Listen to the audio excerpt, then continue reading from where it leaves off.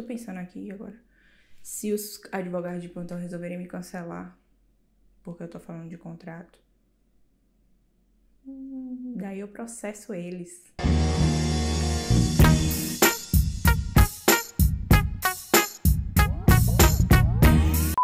No episódio de hoje, eu vou te explicar quais são os itens essenciais que você tem que ter no seu contrato de prestação de serviços. Isso é uma coisa que vocês me perguntam muito lá no Instagram e eu resolvi fazer esse vídeo para explicar com um pouquinho mais de profundidade quais são os itens que vocês precisa colocar no seu contrato.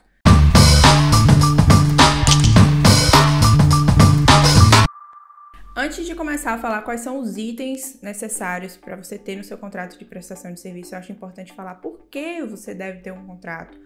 Porque se você acompanha outros designers além de mim, você já deve ter percebido que tem pessoas que usam contrato e tem pessoas que não usam contrato, tá? Usar contrato não é obrigatório, mas, do meu ponto de vista, mostra mais profissionalismo. Mostra para o cliente que você leva a sério aquilo ali, aquele acordo que vocês estão fazendo de negócio, tá? Você dá um passo além.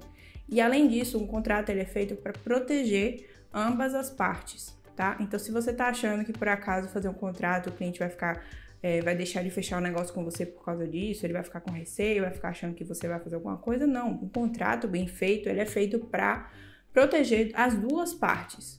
Não é para beneficiar só uma e nem só o outro. Ele tem que ser equilibrado. Então, se você tiver um contrato, você mostra mais profissionalismo.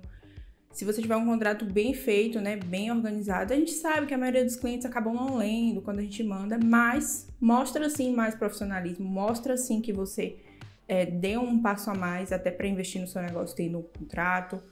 E é importante, hoje no mercado que a gente vive, que cada dia tem mais designers entrando, né, mais amadores, você se destacar de alguma maneira e mostrar que você é de um outro nível, né? Além disso, um contrato ele não é feito para ser utilizado, tá? O que isso quer dizer? Quando a gente faz um contrato, a gente não pensa em usar um contrato, né? Porque na hora que a gente tá ali fechando um negócio com o cliente, tá tudo maravilhoso, nossa, eu te amo, nossa, é você que eu queria, é design dos meus sonhos. Mas na hora que o pau quebra, cada um quer cuidar do seu lado, cada um quer os seus direitos. Então, a gente não faz um contrato pensando porque a gente não quer que esse projeto chegue a esse ponto do pau quebrar. Vem tranquilo. Então, a gente faz o contrato, sim, para proteger, prevendo a desgraça, mas a gente não quer que isso aconteça, entendeu? Mas é importante ter um contrato, porque quando tá tudo maravilhoso, na lua de mel, é tudo lindo, mas na hora do divórcio é o maior problema. Então você tem que ter um contrato ali muito claro, expressando quais são os seus direitos, quais são os direitos do cliente, para evitar qualquer problema futuro, processos e demora e tudo aquilo que você já sabe como é a justiça brasileira, tá? Então agora vamos entrar nos itens que são essenciais para você ter no seu contrato de prestação de serviço. O primeiro item que você deve ter no seu contrato de prestação de serviço é os itens de projeto, a descrição do projeto. Então, eu tô falando das mais importantes, tá, gente? Um contrato ele é feito de outras cláusulas e tudo mais, mas eu vou salientar aqui só as mais importantes. A itens de projeto você vai discriminar todos os itens que o cliente vai receber. No caso de identidade visual, né, que eu tô falando aqui, do meu ramo de trabalho, mas se você for social media, web design, post para Instagram, qualquer coisa, você tem que discriminar o que e a quantidade, tá? Deixa bem discriminadinho, porque depois, se tiver algum problema, o cliente acabou o projeto, o cliente, faltou fazer isso. Aí você dá uma conferida só para ver se realmente estava no acordo, se não tiver, olha, infelizmente não tá no acordo que a gente fez e tal. Então, itens de projeto, descrever direitinho cada um dos itens, tá? Que vai fazer parte desse projeto.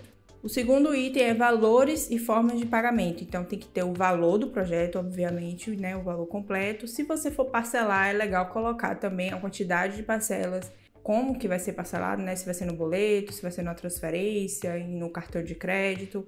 E aí, se for parcelado no cartão de crédito, você tem que colocar também quem vai pagar os juros. É você, é o cliente.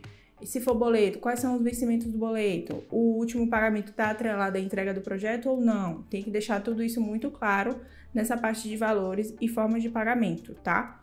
Então, lembra de deixar tudo isso mais bem descrito possível e também colocar multas, né? Se vai ter multa se a pessoa atrasar o boleto, quanto de multa que vai ter? Aí tem um valor que é permitido por lei, tá? Que você não pode fazer além disso, senão você vai estar abusando. Tem que olhar o Código de Defesa do Consumidor.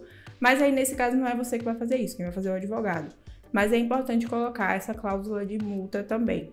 O outro item muito importante é o item de prazos, né? Então, tem que colocar quando que o projeto vai começar, qual é a previsão para terminar o projeto, se vai ter algum prazo de folga para atraso, quais são os prazos para eles devolverem a resposta, né? Depois que você manda a marca, quantos dias eles têm para devolver isso, quantos dias eles podem atrasar, além dos dias que você já dá. Então, deixar tudo isso muito descrito.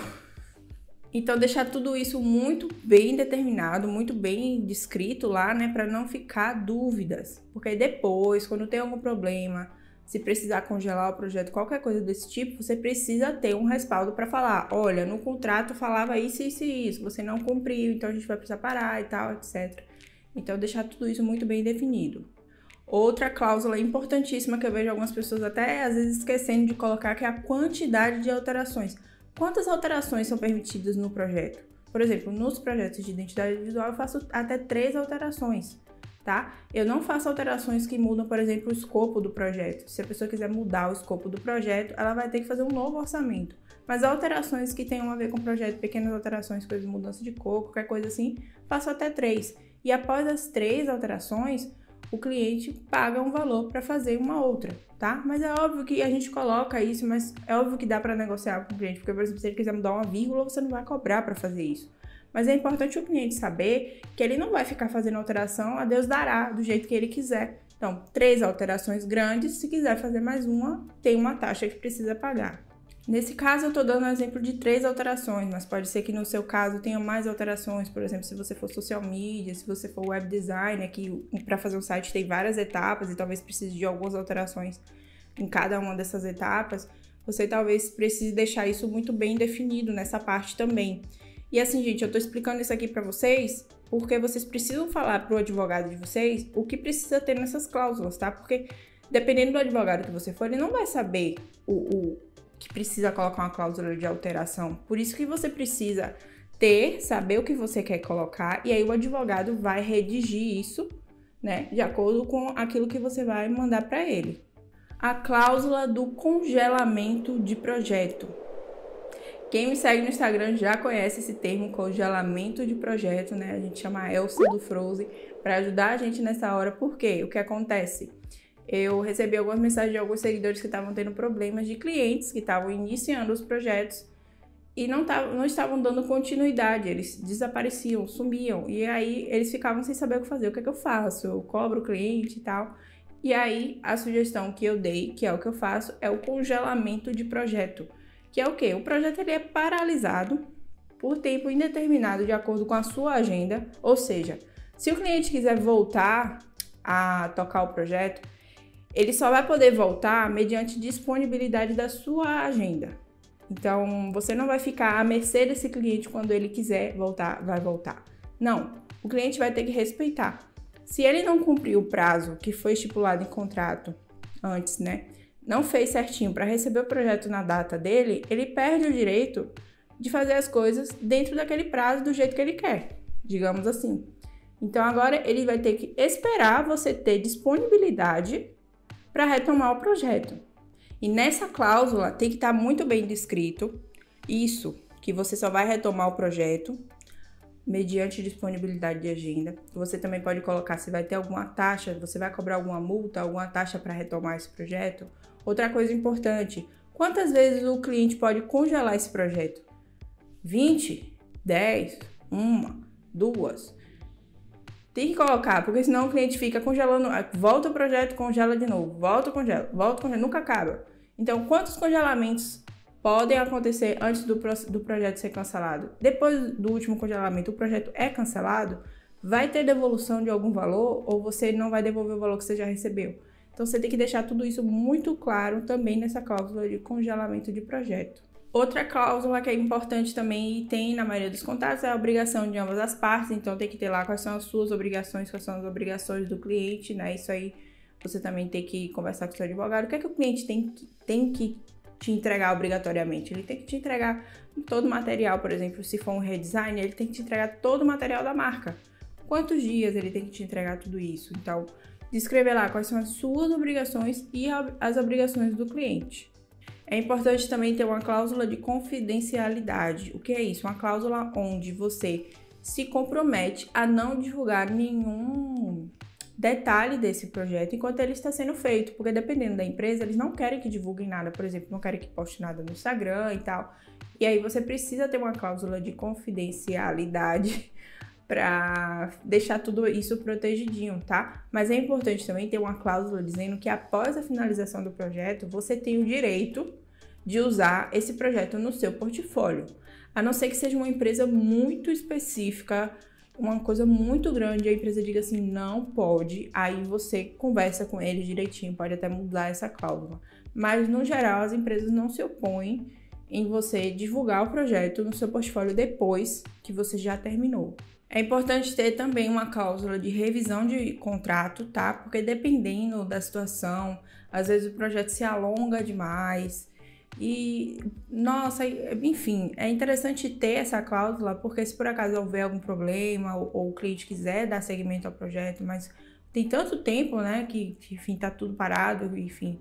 Aí é importante ter essa cláusula de revisão de projeto para que você possa ter o direito de rever o contrato, fazer um novo para dar andamento ao projeto, caso o cliente deseje, ou então fazer o cancelamento, enfim, dependendo aí da situação que você vai estar. Então, essas foram as cláusulas que eu considero mais importantes para ter num contrato de design. Como eu falei, tem outras coisas que é preciso ter no contrato. Por exemplo, se o contrato for assinado digitalmente, como é a maioria hoje, você precisa ter uma seção lá que fala de assinatura eletrônica, da validação de assinatura eletrônica por meio de e-mail, de token, essas coisas.